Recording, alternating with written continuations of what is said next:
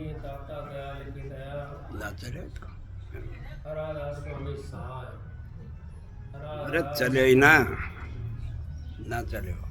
सबका गया छोड़कर विनती है जितनी देर सत्संग हो वाणी हो उतनी देर शांति से सत्संग सुनते रहे। मालिक की मोह से सत्संग होता है और सारे जीव सत्संग सुन भी नहीं सकते। जिसके भाग में होता है ना, महाराज जी कहते थे अब जो कर्महीन होता है तो जमींदार के ऊपर मिसाल देते हैं महाराज जी।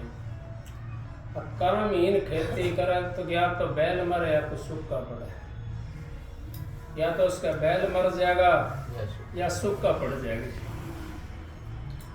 तो इसी तरीके से हम भी कर्महीन जो होते हैं वो सब सत्संग नहीं सुन सकते। सत्संग तो बड़ा भाग्य जीव होता है जो सत्संग के अंदर आकर के और सत्संग की बात सुनता है। पाखंड जहाँ होगा वहाँ तो अरबों खरबों की भीड़ हो जाती है, लाखों करोड़ों की भीड़ हो जाती है, हजारों सौयों भीड़ हो जाती है। और जहाँ सच्चाई होती है वहाँ भीड़ भी कम होती है और सच्चाई की बात ज़्यादा होती है वहाँ पे, क्योंकि सच्ची बात इंसान से ग्रहण नहीं होती। सच्चाई की जो बात है अगर किसी के ने कह दी जाए कोई सच्चाई की बात तो शाम तक लड़ाई हो जाएगी उससे। क्योंकि महाराज जी ने कही एक सांस बराबर तप नहीं, झूठ बराबर पाप, जिसके ये सांस है उसके ये आप।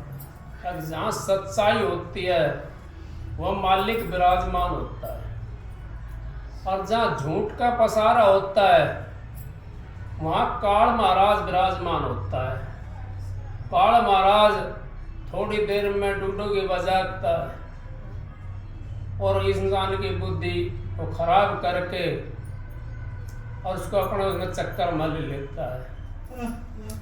और जहाँ दयाल होते हैं वो तो कर्म काटते सच्चाई के हिसाब से, सच्चाई ग्रहण करवाते हैं। सांच बराबर तप नहीं है, झूठ बराबर पाप। हमें तप करने की जरूरत नहीं है। अगर हमारे हृदय के अंदर सच्चाई अगर धरी गई तो तप करने की जरूरत नहीं है। वो थी क्या नाम उसका, कर्मा ने, कर्मा उसका पिता था, वो ठाकुर जी की पूजा करते थे। पूजा करते थे, एक दिन कहीं काम निकल आया और वो चले गए। लड़की थी उनका नाम कर्मा था। उससे कह गया अग बेटी ठाकुर जी को प्रसाद खिला करके और बाद में प्रसाद लेना। अब कर्मा ने सोची खिचड़ी बना लूं मैं, उन्हें खिचड़ी बना ली। खिचड़ी बना ली, ठाकुर जी के सामने खिचड़ी रख दी और ठाकुर जी खिचड़ी खाओ, मेरे पिता का हुक्म है और जब तक आप नहीं खाओगे मैं भी अपना भोजन ग्रहण नहीं करूंगी। 10 घंटा हो गया, 12 घंटा हो गया, निकल गया सारा दिन, निकल गया सारी रात निकल गई। पिताजी उस दिन उसका नहीं आ पाया। 2 दिन हो गए उसने। अब वो खाओगा तो खाऊंगी मैं, नहीं तो नहीं खाऊंगी। क्यों? पिता का हुक्म। हम तो पिता के हुक्म को मानते भी नहीं है। क्यों नहीं मानते? हम स्वार्थ बस रहते हैं, हम अपनी मर्जी करते हैं, अपनी मर्जी चलाते हैं। तो बताओ उनको कैसे होगा उद्धार उनका? उस कर्मा ने अपने पिता का हुक्म माना, वो ठाकुर जी को प्रगट होना पड़ा। आखिर 24-36 घंटे के बाद में प्रगट हो गया। ने बोला मैं तो भाई ये मर जाएगी। उसने उसको प्रगट कर लिया और खिचड़ी उसको खिला करके फिर खिचड़ी खाई उसने। उसका पिताजी आया, अगर बेटी ठाकुर जी को भोजन कराया आपने, प्रसाद दिया। हाँ कहाँ पिताजी, ठाकुर जी को भोजन कराया। कैसे कराया? आके एक दिन तो खाए को ना इसने, पूरा दिन चले गयो, सांझ ने भी ना खायो, फिर सवेरे भी ना खायो, फिर सांझ ने भी ना खायो। 12-24 घंटा 36 घंटा हो गया, अयो आज खायो इसने। बोले अच्छा कैसे खायो? अब इस तरह खायो बैठ के मेरे दौरे यहाँ। अब उसके पिता की भी आंख खुल गई। जो करने वाला होता है ना, अपने घर का भी उद्धार कर देता है, अपने परिवार का भी उद्धार कर देता है। वो बेटी ने अपने बाप का भी उद्धार कर दिया। बाप ने उस मूर्ति को भोग लगाया था, लेकिन अंतर में नहीं बैठाया उसने, उस पर विश्वास नहीं करा। अगर विश्वास कर लेता बाप तो पहले ही तिर जाता। हम तो विश्वास करते नहीं हैं। विश्वास अगर हम करें, कर्मा ने विश्वास करा था, अपने पिता को भी दर्शन दे दिया। ठाकुर जी प्रसाद लो, मैं प्रसाद लेकर के आई हूँ। पिता साइड में बैठा, ठाकुर जी और कर्मा प्रसाद खा रहे हैं। इस तरीके से हम इस काल महाराज के चक्कर से बच जाते हैं। हम तो विश्वास नहीं करते, सच्चाई को ग्रहण नहीं करते। सत्संग तो कोई भाग्य जी होता है, वो सुनता है। सबके बस की बात नहीं है सत्संग सुनना। सत्संग में चले जाते हैं हम तो ये सोचते हैं चल भाई जाएंगे सत्संग के अंदर, बैठ करके बड़ा गौर से सुनता है जो सत्संग को, उद्धार उसका होता है। जिसने सत्संग के ऊपर अमल नहीं करा, एक बात भी अगर हम सत्संग के अंदर से लेकर नहीं गए, फिर हमारा उद्धार कैसे होगा? हमारा उद्धार तो तभी होगा जब हम थोड़ी थोड़ी गांठ बना करके अपने लेकर के जाएंगे। अगर भाई आज कौन सी बात मिली, आज ये बात मिली है, और जब हमारे गुस्सा आता है किसी कारणवश, तो उसके ऊपर फिर अंकुश लग जाता है। हमने तो वो बात सुनी थी, हम तो सत्संगी हैं, हम गुस्सा क्यों करते हैं, हम ऐसा काम क्यों करते हैं? तो ये हमारे को उद्धार हो जाता है। सांस बराबर तप नहीं, झूठ बराबर पाप, जिसके ये सांस है उसके ये मालिक होता है। सच्चाई का जैसा तप नहीं है, और सच्चाई के बिना उद्धार भी नहीं है। सच्चाई के बिना उद्धार भी नहीं है। जब ये नाम ये धरो भयो पाप को नाश, जब ये मालिक का नाम, जिसने राजस्वामी नाम ले लिया और उसका हृदय के ऊपर ही धर गया, तो पाप को तो नाश हो ही गए हो। और फिर भी यूं कहते हमारा तो पाप रहेगा, कर्म रहेगा। कर्म तो हमारा जब रहेगा जब हम उसके ऊपर विश्वास नहीं करेंगे। जब अपना हृदय के ऊपर वो नाम रखे लिया हमने, उसका फिरका बना लिया। भाई शब्द गा रहा था, चरख ले वाली कबीर साहब को शब्द, ये निर्गुण भी है और सरगुण भी है। चरख ले वाली तेरा चरखा बोले राम नाम, तू भजले तू है। अब तू भजले, तेरा चरखो तो राम को नाम लेवा है, लेकिन तू ना भज रहे, तू ना भजना है वो मालिक का नाम। जो हमारा मालिक तो इसके अंदर बैठा हुआ है, वो तो इशारा दे रहा है बार बार। हम कोई बुरा कर्म करने के लिए जाते हैं तो अंतर से एक आत्मा की आवाज आती है, अब ये तो बुरा कर्म है, हम क्यों कर रहे हैं इसका? कौन सी आत्मा की आवाज आई? वो चरखा की आवाज आई है। वो कह रहा है अब तू राम का नाम भज ले। तू एक बुरे कर्मों में क्यों पड़ रहा है? क्यों किसी का कत्ल कर रहा है? क्यों ये खोटे कर्म कर रहा है? क्यों चोरी जारी कर रहा है? तू मालिक का नाम ले ले। फिर भी हम नहीं समझे, क्योंकि हम स्वार्थ में उस सत्संग के अंदर नहीं जाते। हम तो तेरी मेरी में जा करके लग जाते। सत्संग में बैठ करके भी तेरी मेरी नहीं छूटती हमारी, और सत्संग सुनने के बाद में भी फिर भी तेरी मेरी में लगे रहते हैं। सारा दिन बीत जाता है, सारा समय बर्बाद हो जाता। 10 मिनट हम भजन भी नहीं करते बैठ करके। फिर हमारा उद्धार कैसे होगा? हमने सच्चाई को कहाँ हृदय पर धरा? हमने तो झूठ को अपने हृदय के ऊपर रखा हुआ है। झूठ से उद्धार नहीं होगा। झूठ से उद्धार होता तो सारा देश का उद्धार हो जाता, सारा विश्व का उद्धार हो जाता है। सच्चाई से उद्धार होगा। सच्चाई जब तक हमारे हृदय के ऊपर नहीं जमेगी, जब तक हम उस मालिक के नाम को अपने हृदय के ऊपर नहीं जमाएंगे, जब तक हमारा उद्धार नहीं हो सकता। चाहे कोई गंगा जी जाओ, चाहे कोई जमुना जी जाओ, चाहे कोई महाराज ताराचंद जी का जाओ, चाहे कोई बोंद आश्रम में चला जाओ, चाहे कोई यहाँ आ जाओ, जब तक हम सच्चाई का ऊपर नहीं चलेंगे, सच्चाई को समझेंगे नहीं, जब तक हमारा उद्धार कैसे होगा?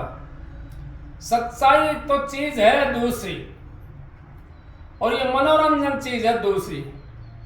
हम तो जाते हैं वैसे चले गए, सच्चाई को हमने देखा नहीं, सच्चाई को नजदीक से नहीं देखा, सबकी बात को हमने ग्रहण ही नहीं करा। हमने कितने दिन हो गए सत्संग में जाते जाते? किसी ने 10 साल हो गए, किसी ने 20 साल हो गए, किसी ने 30 साल हो गए। एक भी सत्संगी बनाया किसी ने हमारे गांव के अंदर बनाया है? किसी ने नहीं बनाया एक सत्संगी भी। और मैं जहां पर बैठा हूं वही सत्संगी बन गए हैं, क्योंकि मैंने मालिक का नाम मिला छोटी उम्र के अंदर, और अपने हृदय के ऊपर जमा लिया था वो नाम को। जिसके भी पास बैठे हूं उसे नाम लेना पड़ा। और ये भी मैं गारंटी कहता हूं, कोई सत्संग सुनो 2-4 बार, 5 बार, 10 बार उसने नाम लेना पड़ेगा। हकीकत बात है। क्यों लेना पड़ेगा? अब उसको पता पड़ जाएगा सच्चाई है कहां। दुनिया ढूंढे त्रिलोकी माई, और नाम बसा चौथे लोक माई। वो चौथे लोक की जो सच्चाई है उसको वर्णन करता है जीव, और उसका अपना आचार विचार ठीक नहीं है तो क्या दूसरे को नाम दिवा देगा? वो नहीं दिवा सकता। वो तो नाम तो वही दिवाओगा जब अपना आचार विचार हमारा ठीक होगा, दूसरा अपना आप ले लेगा नाम। कहने की जरूरत नहीं है। जयपाल ने इनके गया में बैठा इनके पास में, इनने नाम ले लिया जब थोड़ा दिन के बाद में।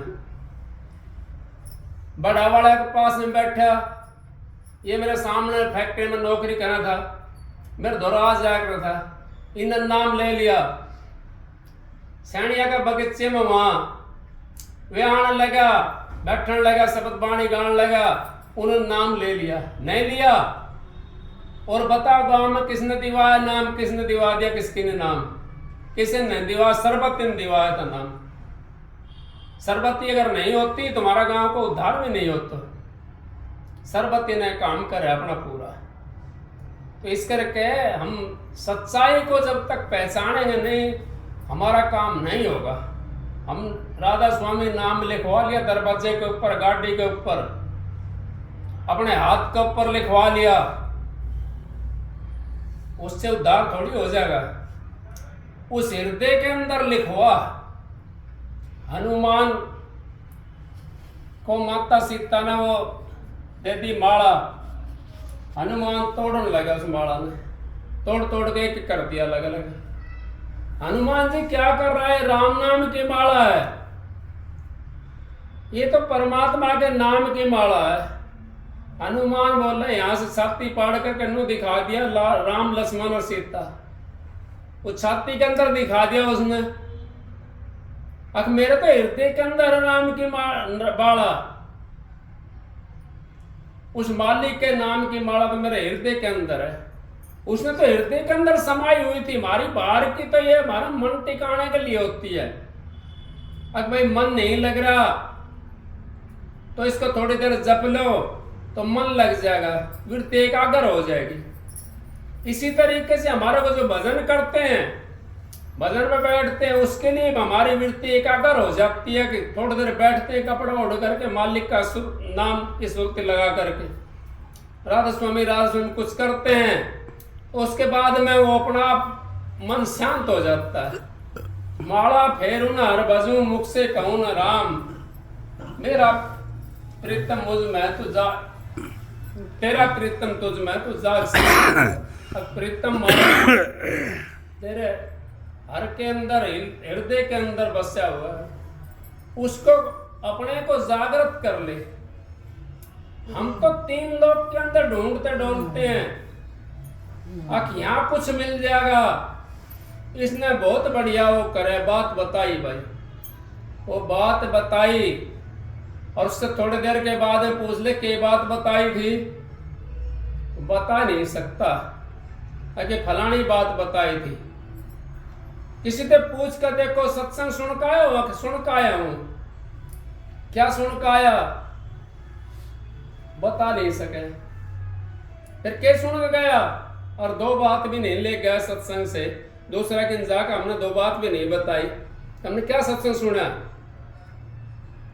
सत्संग की तो महिमा अलग होती है, उस महिमा को जानने के लिए हमने अपना साफ सफाई कर रखनी पड़ेगी। इसके ऊपर मैल नहीं चढ़ना चाहिए हमारा आत्मा के ऊपर। जब हमारी आत्मा के ऊपर मैल चढ़ेगा, कपड़ा साफ करने से कुछ नहीं होगा, आत्मा को साफ करने से होगा। कपड़ा तो कैसा है पहन लो, काला पहन लो, पीला पहन लो, व्हाइट पहन लो, कैसा है पहन लो, लेकिन आत्मा को साफ करो, उसको सफेद रखो तो हमारा काम बन जाएगा। सफेद जब हमारी आत्मा होगी हमारा उद्धार हो जाएगा। उस आत्मा को हमने सफेद रखना, उसी को साफ करना, उसके ऊपर मल आवरण के हमारा अक्षेप चढ़े हुए हैं। कितने दिनों से चढ़ रहे हैं, अब युगों बीत गए उसमें। कितने युग, सतयुग, द्वापर, त्रेता बीता और काऊ न जाने शब्द की रीत। अब किसी ने शब्द की रीत नहीं जानी। कलयुग में स्वामी दया विचारी, पर घट करके शब्द पुकारी। अब कलयुग के अंदर इतना आसान कर दिया, उसको फिर भी हम भक्ति नहीं कर सकते। अब तो राजेश्वरी भक्ति है, पहले तो तपेश्वरी भक्ति थी। वनों के अंदर जाना पड़ता था, गुफाओं में बैठ करके लटा बढ़ जाती थी, चिड़िया घोंसला बनाती, दीमक चढ़ जाती थी, फिर भी परमात्मा नहीं मिलता था। फिर भी हमें एक मंजिल कौन सी, अब हम पहले नीचे की साइड में जाते थे, हमारी जीव आत्मा हृदय के अंदर यहाँ पे, तो हम नीचे की चढ़ाई करते थे, नीचे से हमने उसको उठाते थे। हमने पहुंचना तो ऊपर है, हम नीचे किस लिए जाएंगे जो हमारी मंजिल तय हो चुकी है, उसमें हमने क्या किन जाना है, हम नीचे किस लिए जाएंगे। हम हमारे हृदय के अंदर बैठी हुई, यहीं से हमने उस जीव आत्मा को उठाना है और यहाँ पे अपने पे लगा देना है। जब हमारी यहाँ पे वो जीव आत्मा लग जाएगी तो ऊपर का मंजिल का रास्ता मिल जाएगा। जब तक हमारी ये 3 इससे त्रिकुटी के अंदर नहीं पहुंचेंगे, यहाँ पे आंखों से ऊपर नहीं जाएगी, जब तक हम कैसे पहुंचेंगे उस घर दरबार के अंदर। हम तो क्या है, वो साधु महात्मा जो थे, वो जिनकी चटाई बढ़ जाती थी, वो गुदा चक्कर से लगते थे पहले, उससे अपने उसका सूरत को चढ़ाते थे। अब वहां से चलती थी, पहले नीचे ताड़ते सूरत को, फिर वहां से उसको चढ़ाना शुरू करते थे। कितना युग बीत जाते थे उनको, 10-10 हजार वर्ष की तपस्या उनको हो जाती है। 88,000 वर्ष के विश्वामित्र की तपस्या थी, फिर भी परमात्मा नहीं मिला। फिर भी 3 त्रिकुटी न्यारा सुरग बना दिया त्रिकुटी के अंदर बैठ करके। उस त्रिकुटी के अंदर हम बताया नहीं किसी ने रास्ता उसका, हमने चढ़ाई करनी पड़ती थी उल्टी। अब कलयुग में स्वामी दया बिचारी पर घट करके शब्द पुकारी, मालिक ने इतनी आसान भक्ति कर दी।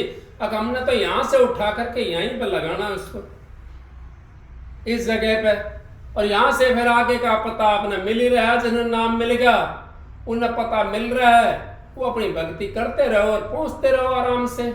लेकिन सच्चाई के बिना नहीं पहुंच सकते, क्योंकि ये तो सीढ़ी का दूध है, ये तो सोना का पात्र में रुकेगा जा करके, ये लोहे के में पीतल के में नहीं रुकेगा, ये तो चांदी के में नहीं रुकेगा, ये तो सोना का पात्र का में जाकर के रुकेगा। जिसका श्रवण का पात्र है उसके अंदर जाकर के रुकेगा। श्रवण का पात्र नहीं है तो फट जाता है। सीढ़ी का दूध कितनी बताया संत महात्माओं ने, इसकी जो उपाधि दी है सीढ़ी के दूध की तरह दी है। सीढ़ी का दूध भी शेर का जो दूध होता है वो सोने के पात्र में रुक सकता, और किसी में डालोगे तो फट जाएगा उसका। तो इस करके संत महात्माओं ने हमारा कितनी आसान बताई है भक्ति।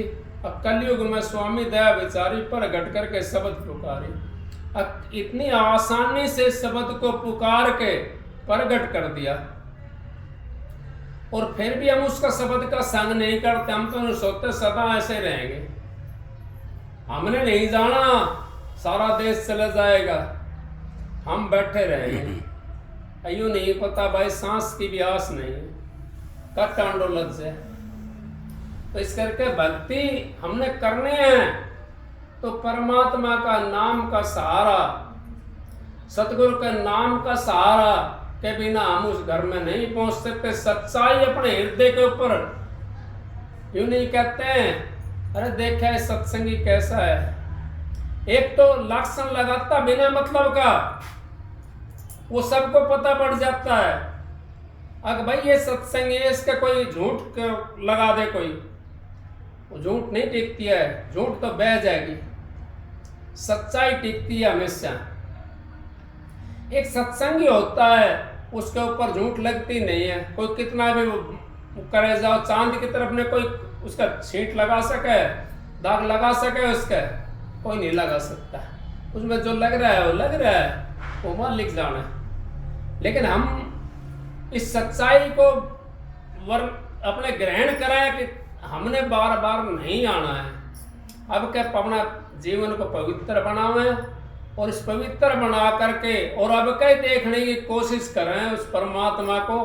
आगे पता न जन्म मिले कि ना मिले, कौन से घर में जन्म मिल जाए, कैसी जगह हमारा आउन जाउन हो जाए, अब जहाँ भक्ति का कोई नाम भी नहीं हो, ऐसी जगह जन्म मिलेगा तो कैसे भक्ति करेंगे।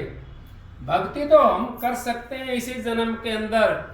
इनका इसने मिला मनुष्य का चोला, तो इसने का प्राप्त कर लो और इसको अपने को उद्धार कर लो। कलयुग केवल नाम आधारा, सुमर सुमर नर उतर हो पारा। अब हमने तो सुमरण करना उस नाम का, उस मालिक के नाम का सुमरण करना है। उस मालिक के नाम के सुमरण के बिना उद्धार नहीं है। माला फेरू न हर भजो, मुख से कहूं ना राम, मेरा प्रीतम मुझको भजत तब पाऊं विश्राम।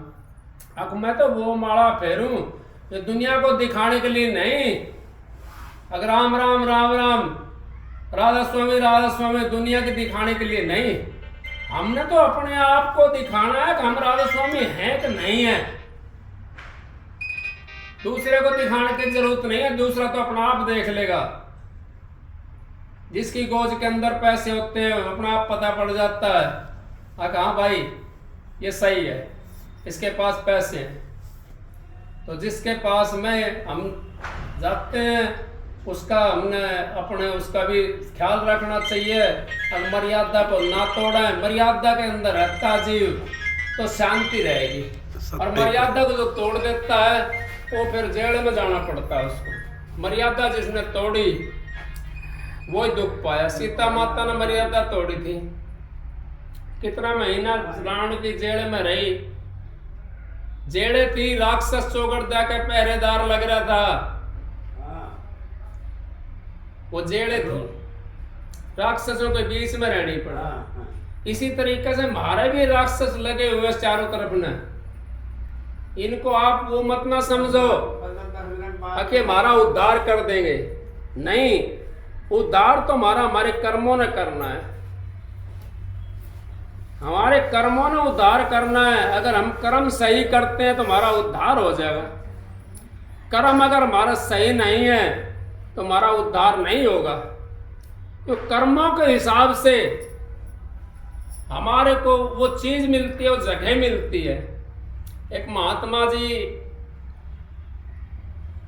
चले गए राजा के दरबार में। राजा के दरबार में बैठे तो वो राजा कहने लगा, महात्मा जी अगर आप राम को जानते हो? कहाँ जानता हूं भाई। कहाँ रहता है?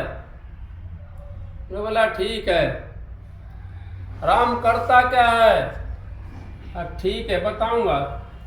महाराज और बोलो हुक्म। बोले करता क्या है राम? बोले महाराज संतों को महात्माओं के पास में युक्ति होती है। युक्ति अगर साधु के पास में नहीं है तो कोटि का भी नहीं है। वो युक्ति नहीं है ना साधु के पास तो कोटि का भी नहीं है। राजा से कहने लगा, अगर महाराज एक बात बताओ, प्रश्न करने वाला छोटा होता कि बड़ा होता है? बोले प्रश्न करने वाला तो छोटा होता है, उत्तर देने वाला बताने वाला वो बड़ा होता है, छोटा होता है बड़ा होता है। फिर महाराज आप तो इतना ऊंचा सिंहासन के ऊपर बैठे हो और मेरे से आप ये प्रश्न पूछ रहे हो, मैं तो आपसे बहुत छोटा हूं। राजा उतर के नीचे आ गया, आप उसके ऊपर बैठो जा करके और आप इसका उत्तर दो। वो महात्मा था, उस पर बैठ गया जाकर सिंहासन के ऊपर। बोला फिर दूसरा प्रश्न कौन सा था आपका? अगर महाराज राम कहाँ रहता है? बोले एक दूध का गिलास मंगाओ।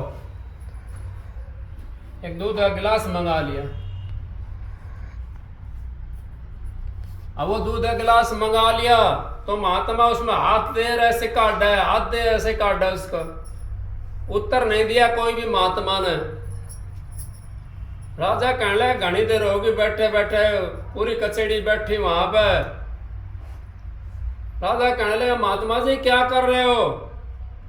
अगर राम को देख रहे हूं, घी को देख रहे हूं। अब कहाँ है घी इसके अंदर?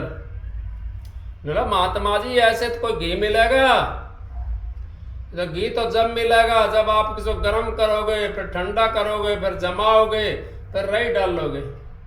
तो भाई राम भी ऐसे नहीं मिले, राम भी ऐसे नहीं मिले। राम के लिए भी साधन करना पड़ेगा। राम भी वहां रहता है जहां दूध के अंदर घी रहता है। इसी तरह शरीर के अंदर भी राम रमा हुआ है। फिर कहने लगा महाराज दूसरा प्रश्न, अब उसका काम है, अब किसी को तो नीचे बैठा दे। राम करता क्या है? किसी को नीचे बैठा दे, किसी को ऊपर बैठा दे। अब आप नीचे बैठे हो और मैं ऊपर बैठा हूं। उसका काम ये राम करता क्या? किसी को नीचे बैठाता है, किसी को ऊपर बैठाता है। इसी तरीके से हम महात्माओं की युक्ति नहीं है महात्मा के पास में तो हम कोटि के भी नहीं है। और हमारा अगर हम अपने हृदय के अंदर सच्चाई नहीं रखी तो भी हम कोटि के नहीं है। फिर भी हमारी कब्र के अंदर, हमारी उसके अंदर कीड़े पड़े हैं। क्यों? ताकि हम तो सच्चाई नहीं रखी। कबीर साहब का, रामानंद जी का उस टाइम पर बात थी, तुर्कानी राज था। सिर तारा रामानंद जी का, दो धार आई, एक दूध की और एक खून की। कबीर साहब का तारा सिर तो उसमें दूध निकला। बोला क्या बात है महाराज? किसके अंदर तो दो ही थी। जिसके अंदर दो ही होती है वो वजन नहीं कर सकता, वजन नहीं हो सकता उससे। और जिसके अंदर कबीर साहब के पास में एक ही था, उसका क्या था? अब मैंने तो मालिक से मिलना है, मैंने तो सतगुरु से मिलना है। उसकी तो एक ही आस थी। और रामानंद तो संप्रदाय वैष्णव संप्रदाय से वो तो लकड़ी को भी धो करके जब सुखा करके फिर जलाता था। दुई हमारे अंदर होगी, हम भक्ति नहीं कर सकते। इसी तरीके से हमारे को अपनी आत्मा को साफ करना पड़ेगा। अगर आत्मा हमारी साफ नहीं है तो हमने ज्यादा टाइम लगेगा। आत्मा को साफ कर लिया तो परमात्मा तो अपना आप मिल जाएगा। आत्मा साफ किस चीज से होगा? अगर अपने विचारों को पवित्र कर लो, आत्मा आपकी साफ हो जाएगी। और जो नाम मिला है वो इसके हृदय के ऊपर आपने उस सूरत के ऊपर चढ़ा लिया तो मालिक से आप मिल जाओगे। और दूसरी बात कि है ही नहीं इसके अंदर। तो परमात्मा से मिलना है तो अपनी आत्मा को शुद्ध करना पड़ेगा। हमने आत्मा की शुद्धि हमारे विचारों से होगी। हमारे विचार पवित्र है तो परमात्मा से मिल जाएंगे। सत्संग की आदि घड़ी तब के बरस जार, फिर भी नहीं बराबरी संतन के विचार। सत्संग इतना ही बहुत है। आज सत्संग उधर भी था, कोई बात नहीं, मालिक की जो मौज है उसके हिसाब से काम होता है। राधा स्वामी।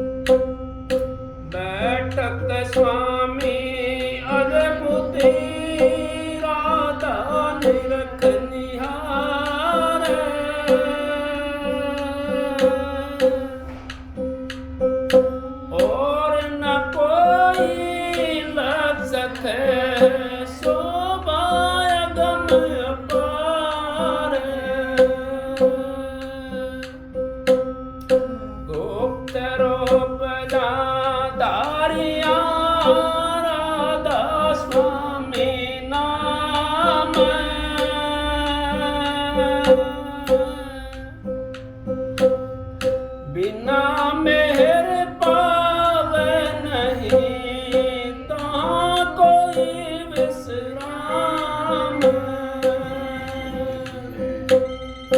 करो बंदगी राधा स्वामी आ गए दिन पर ताप जीव भव जागे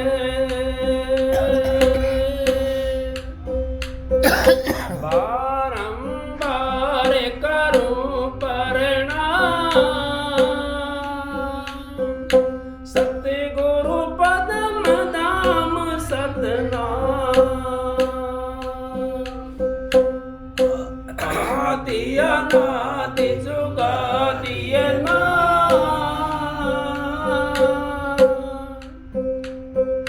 शांत स्वरूप छोड़ निज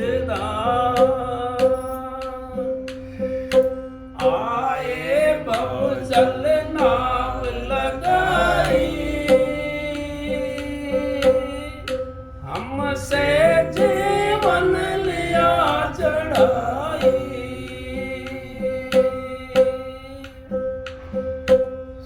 शब्द बताया सुरंदर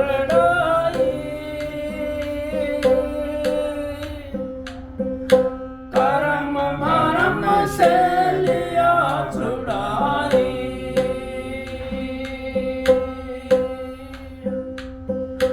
कोट कोट कर वंदना अरब करब दंडोत राधा स्वामी मिल गए कुल भक्ति का सोत भक्ति सुनाई सबसे न्यारी वेद कथे बनताई बिचारी सात पुरुष चौथे पद वासा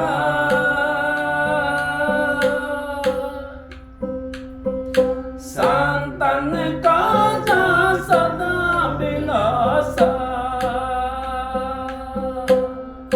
सोगर दर्शाए गुरुपुरे बीन बजे जाय अचरज सूरे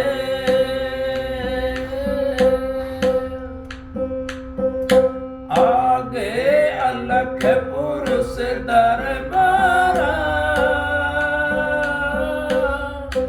देखा जाए सूरत से सारा तिस पर अगम लोक एक नारा शांत सूरत कोई करत बिहारा तासे दर से अटल अटारी अद्भुत राधा स्वामी मैल संवारी सूरत हुई अति कर मगनानी पुरुष अनामी जाए समानी कोट कोट करो वंदना अरब करब दंडोत राधा स्वामी मिल गए कुल भक्ति का सोत राधा स्वामी दाता दयाल की दया राधा स्वामी राधा स्वामी